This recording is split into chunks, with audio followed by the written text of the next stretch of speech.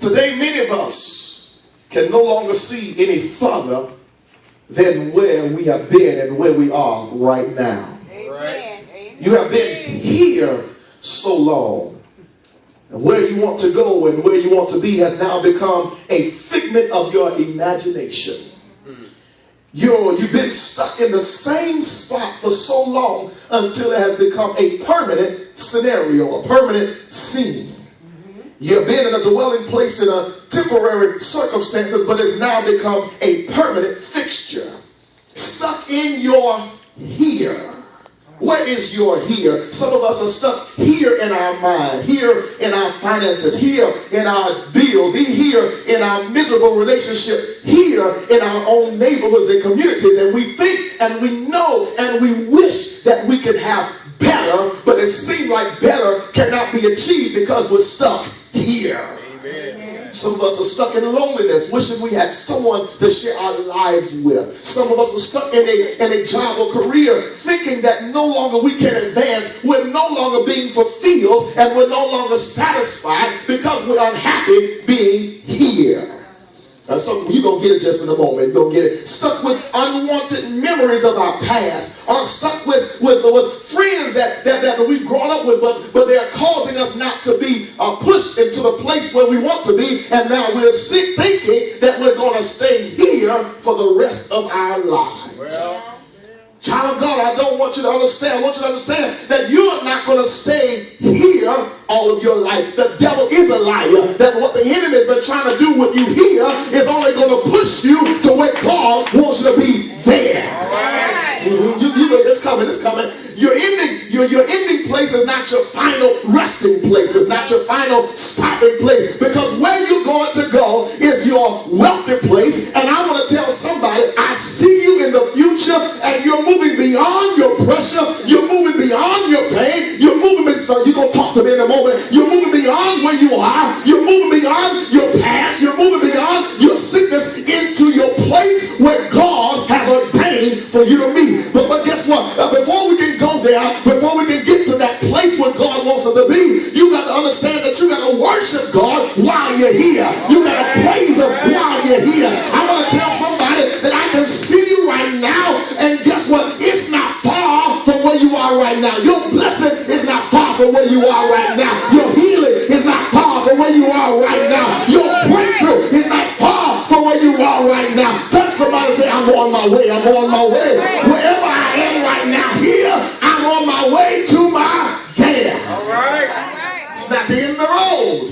Sometimes we have a road of tears, a road of pain that we must travel. There's a road of disappointment that we must endure. There's a road of tragedy. There's a road of frustration. It's not easy. Can I get a witness in here? That time what you're going through in your life, it's not easy.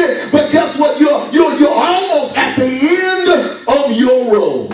Right. At the end of your pain, at the end of your sorrow and tears. But you will not stay right where you are, but you will go to your wealthy place. You must realize that you cannot become content where you are right now. Amen. Neither can you be so frustrated with your present state or pleasant place that you will lose focus on where you're going. There are times when God takes us to another level, and we've been praying for it and asking God for it, and it finally arrives, and then we build a fence around where God takes us or where God places us, thinking that that's it. We're not going any further. We're just going to stay right here, and we're going to enjoy this. But I'm going to tell somebody that you cannot get comfortable or complacent or content in where you are right now. God said there's something better that's ahead. There's something greater that's ahead. How many of you in here understand that God is going to push you to something greater, to something better? I know that you're happy where you are, but that you can't stay where you are. I'm going to find somebody here that's going to talk to me and understand that where I'm going is better than where I've been. Where I'm going is better than where I've been in my life, and there's got to be something greater than what I'm experiencing right now. Come a time in your life when you say, you know what, I'm tired of the same old, same old, same old. Come on, you get up in the morning and you brush the same old teeth. You put on the same old clothes. the same old cologne. You get the same old car, go to the same old job, make the same old paycheck, come to church and get the same old. Come on, there's come a time in your life when you say it's got to be better than this. Something's got to be greater than this. I'm not put on this earth just to get old and have children and then die. There's something better that's ahead of me. Hallelujah. Somebody say there's something better. Well, some of us don't want to go to better. We don't want to leave our comfort zone. We don't want to leave where we are because we're comfortable in our box, because we're asking the question, what if? What if I don't succeed? What if I'm rejected again? What if I'm hurt again? What if the next person that dates me, what if they dump me again and they hurt me again? What if I don't get the job? What if I apply for it and I get rejected? What if I fail? Preach on. But God always asks the question when he asks you, is there anything too hard for God? He places the blessing, the anointing, the breakthrough outside of our box, outside of our comfort zone. Therefore, we must step outside of what we're comfortable with. We must step outside of our level of insecurity and safety and certainty in order to obtain what God has for us. Amen. Some people say, well, you know what? I don't praise God the way you praise God because I'm shy. I'm very quiet. I don't do all that screaming and hollering and yelling. But can I tell you, if somebody said, I'll write you a check for $1 million if you scream right now. I barely right now, everybody, screaming all the come on, y'all ain't saying nothing. If I told you I'd give you the keys to a brand new Mercedes or Benz or Bentley, if you just run around this church one time, I don't care how shy you are, how docile you are, how introverted you are, you will run around this place and get, well, guess what God is saying? All you got to do is be like David said, I will bless the Lord at all times, and his praises shall continue to be, because praise will make it happen. I dare somebody here to tell somebody that praise will make it happen. I don't care how shy you are, when you lift your hands, when you open your mouth, when you praise God, God will turn things around in your life. Clap your hands and shout glory. We all make some mistakes, and we ask the question, well, if I get out of my comfort zone, if I get out of my level of security, will I make mistakes? Will I go through some things? Will I go through challenges? Will the door be slammed in my face? Will I shed tears? Will I get angry and frustrated? Will I want to quit sometimes? The answer is yes. Yes, sir. But my question to you after I answer that question, how bad do you want it? All right. Say so. You gonna cry? Yes, but how bad do you want it? You gonna get rejected sometimes, but how bad do you want it? Somebody gonna not like you, but how bad do you want it? Somebody gonna talk about you on Facebook and Twitter, but how bad do you want it? Somebody gonna leave you high and dry, but how bad do you want it? Your family members gonna not like you, but how bad? I wanna find somebody here that's gonna talk back to me. How bad do you want your miracle? How bad do you want your family? How bad do you want your joy? How bad do you want your career? How bad do you want the blessings of God? Touch somebody and say, I want it real bad. As we are traveling on the road of life, through life's difficult roads and situations, trying to get our wealthy place, trying to get from here to there. Some places we must stop at as we go from here to there.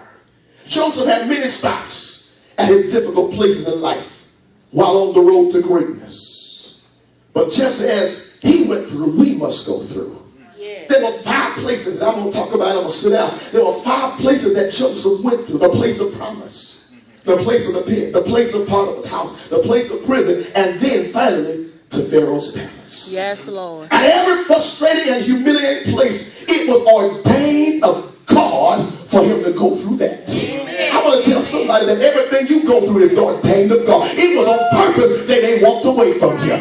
Y'all ain't saying nothing. It was on purpose that they rejected you. It was on purpose that you had to shed those tears. It was on purpose that they said you would never amount to nothing. It was on purpose that you had to get that divorce. It was on purpose, y'all ain't saying nothing, that person had to cheat on you so you could see who they really were before you got married. It was on purpose, y'all ain't saying nothing, that everything, the thing that you had to go through, all the hell that you had to face, it was on purpose.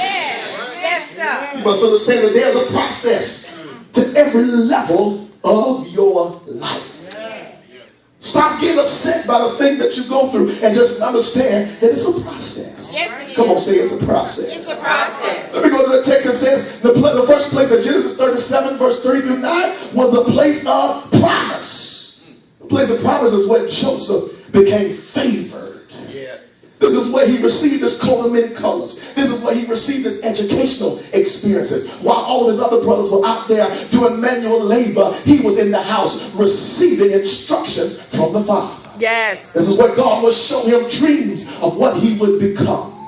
Many of you are at this place, where the place of promise, the place where God has favored you, giving you a coat of talents and gifts. He's preparing you for greatness. He's shaping you and molding you for what you shall become. At the beginning of your life, he's been shaping you and promising you success and prosperity, healing and greatness. And you saw all of this in a dream, but God never showed you what you had to go through in order for you to get where he told you were going. Y'all ain't saying nothing. If God would have showed you what you had to go through, you would say, I quit, I ain't doing it, I give up. You can give it to somebody else. But I'm so glad that God didn't show me what I had to go through, but he showed me what I was going to before he showed me what I had to go through.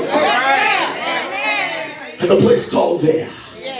God speaks, God promises, God confirms, the enemy attacks, he distracts, but God manifests. There's a place where preparation is taking place. The place of promise is where he's making you. It's where people get jealous of you because they see potential in you. Can I tell you that you don't have to share who you are with anybody? You don't have to validate yourself to somebody. You got to realize that people will see potential in you before you can see potential in yourself.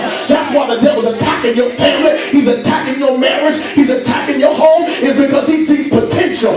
No, you haven't gotten there yet. We're not perfect, but we're on our way to perfection. But the enemy sees potential. And he said, if I don't kill you now, if I don't destroy you now, if I don't mess you up now, by the time you get to your place, I can't do nothing with you. But guess what? I understand that no weapon formed against me shall prosper. So Satan, whatever you go through, whatever you put me through, it's all right, because I'm on my way there. I'm not going to stop. I'm not going to quit. I may have to cry. I may have to lose some people. I may have to lose a child, but I'm on my way there. Touch your neighbor, say, I'm on my way. There's a place where you can't stop here. You cannot just enjoy the dream. Some of us have just enjoyed the dream of what could be, what should be, what can happen. But guess what? Eventually you got to wake up to reality and put it to work and say, where do I go from here? Y'all ain't saying nothing. We dream of the business. We dream of the greatness. We dream of the career. We dream of the next level. But after a while you got to wake up to reality and say, I got to do something about my dream has to become my reality. Is there anybody here that wants your dreams to become your reality?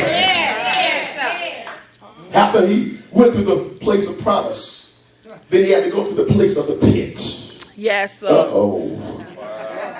Chapter 37, verse 18 through 24, God has favored him, giving him dreams of what will happen in the future. But the enemy will now begin to plot in order to try to destroy his dream. Yes. There's a place where the very people who he trusted turned on him. There's a place where the enemy says, I got to kill you before it happens. This is a place where the very people that he loved the most hurt him the most.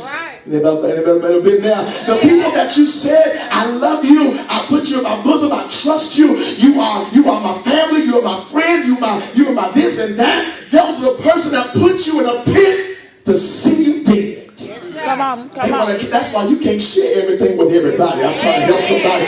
You can't tell everything to everybody, because sometimes folks will see and hear what you got going on and they will try to destroy. Misery loves company. Don't nobody want to be miserable or broke or sick or disgusted by themselves. So therefore, if you happen, I gotta make you miserable because I'm miserable. That the devil is a liar. I refuse to stay where I am right now. I refuse to be in a place of negativity, of a place of that no one will push. If you're not pushing me to greatness, then you can't push me where I am right now. Is there anybody here that realize everybody can't go where you're going? place where you can't move until you forgive the very people There you go. that put you in the pit. Wait a minute, preacher. I was with you until you said that. Do you know what they did to me? Do you know what they said? Y'all ain't saying that. Y'all too quiet. Do you know how they hurt me? Do you know how they rejected me? And you telling me to forgive them? Well, they didn't come and ask for forgiveness. But there's a place where God says you got to forgive the very people that hurt you the most before you can move on to your greatness. Some stuff you just got to let go. Oh, look at somebody say, just let it go. I can't stop there. Number 3, the place of Potiphar's house. Chapter 39, verse 1 through 5. Joseph was sold into slavery, became a property of Potiphar, the governor in Egypt. He is now a servant. But God gives Joseph favor even in an undeserving, persecuted slavery position. Child of God, even though you've been sold, persecuted unjustly, and now the favor of God is still on your life, but you got to realize that everything that you go through, God has his hand on it all. This is a place of testing.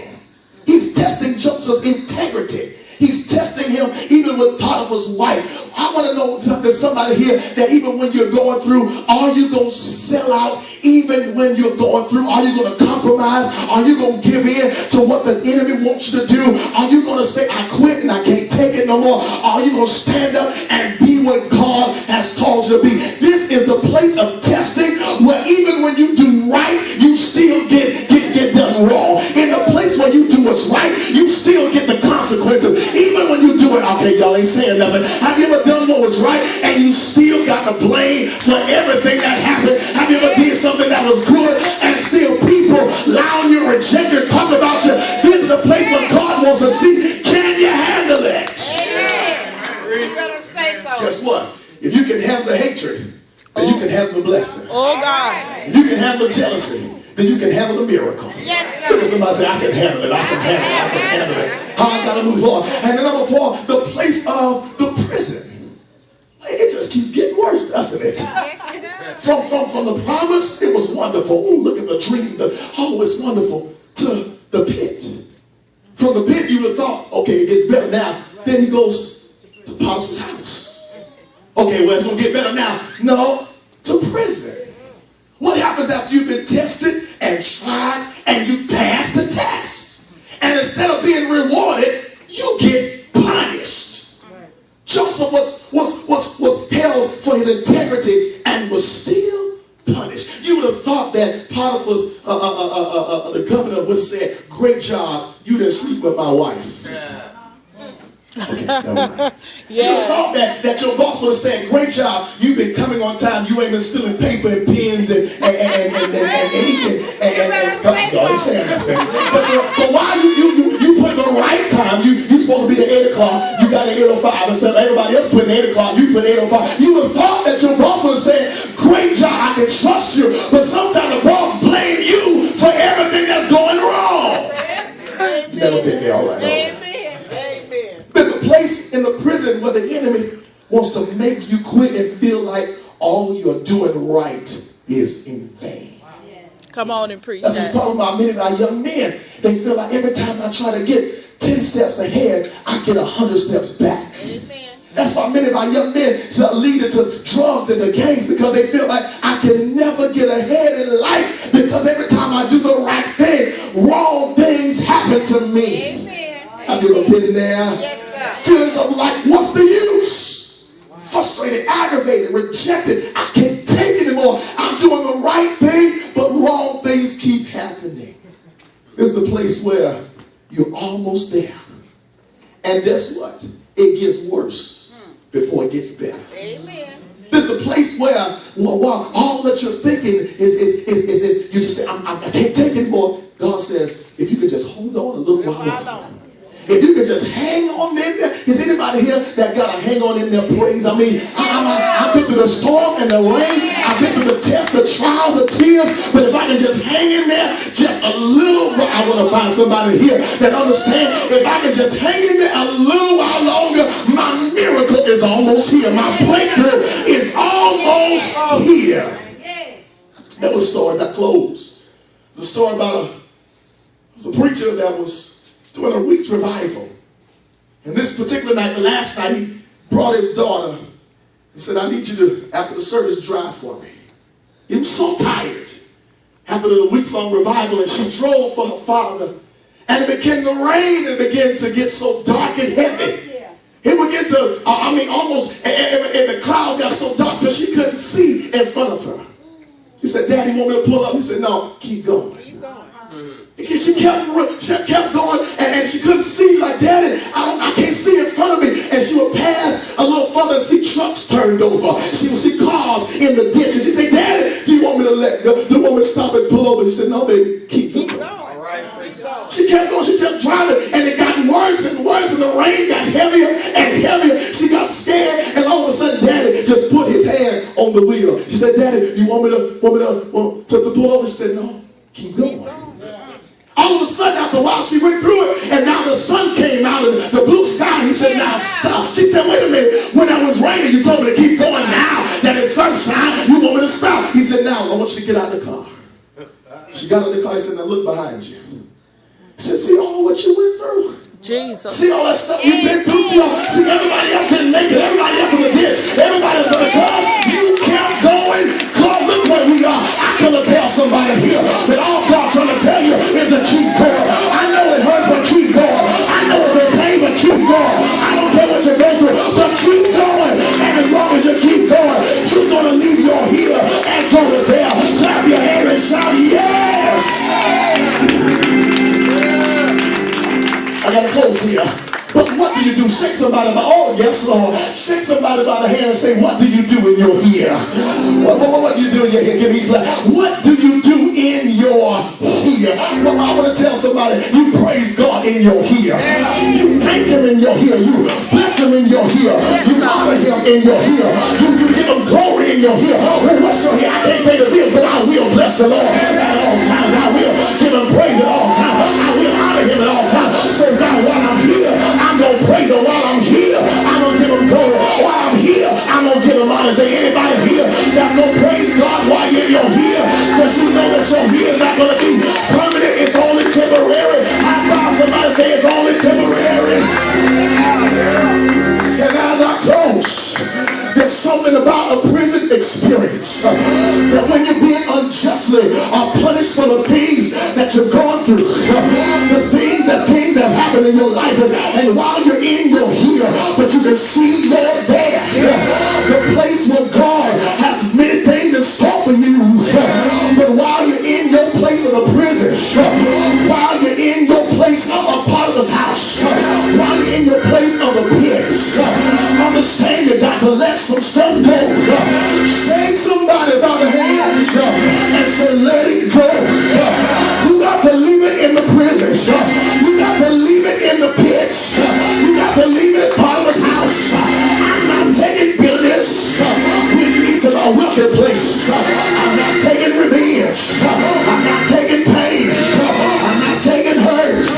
I'm not taking regrets. Because when I come out of this, I'm coming out with my victory. I'm coming out with my healing.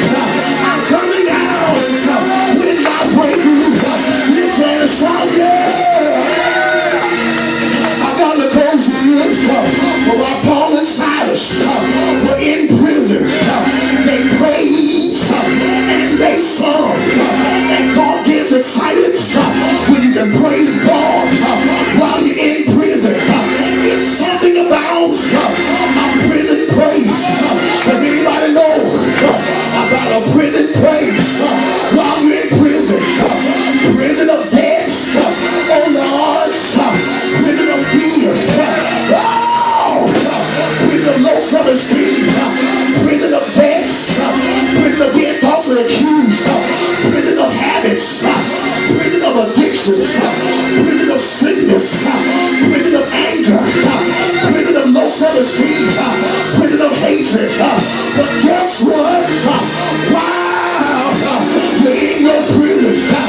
Wow! You can't see a way out. And the Bible says, they that sow in tears will reap in joy.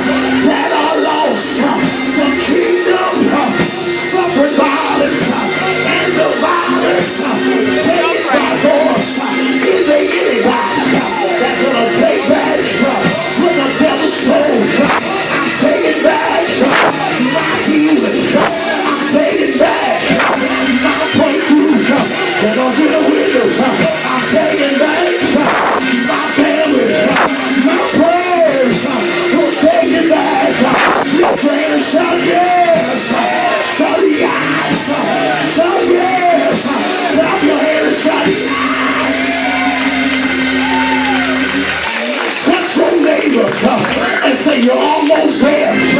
You're almost there. Don't quit. You've come too far to give up now. I know you cried, but you've come too far to give up now. I wish you'd tell everybody you wrote. Don't quit. You've come too far to give up now. Go find somebody else that's going to talk to you and say, neighbor, keep praising, keep pushing, keep lifting, keep going, keep thanking, keep worshiping, because after a while, Job says, he knows the way that takes, and when he's trying me, shall come out as pure gold. Is there anybody that's coming out as pure gold? I'm coming out with my joy. I'm coming out with my victory. I'm coming out with my healing. I'm coming out with my family. Go touch somebody. Shake them by the hand and say, neighbor, y'all ain't touching nobody. You can't be stingy. Find somebody and say, neighbor, oh, neighbor, when I come out, you coming out with me. Grab them by the hands and say, get up, let's go. Do I walk the place? Get up, let's go. Do I heal it? Get up, let's go. I cried too long. I've been broke too long. I've been sick too long. I've been defeated too long. I've been miserable too long. I've been down and out too long. I've been ugly too long. I'm coming out. Touch three people and say you're coming out. You're coming out. You're coming out. Shout yes.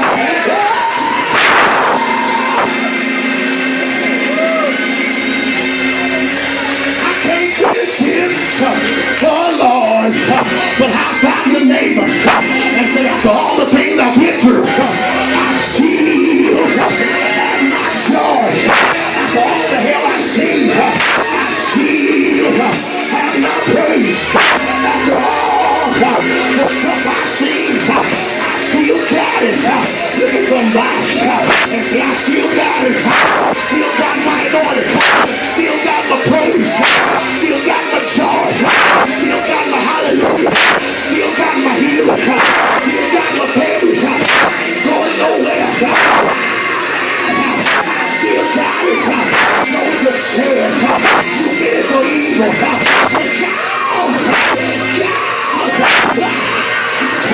God get it for my good. Shout yes.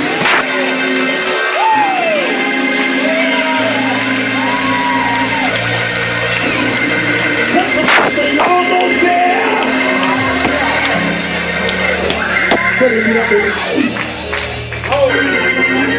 You're almost there. You're almost there. Everyone stand. You're almost there.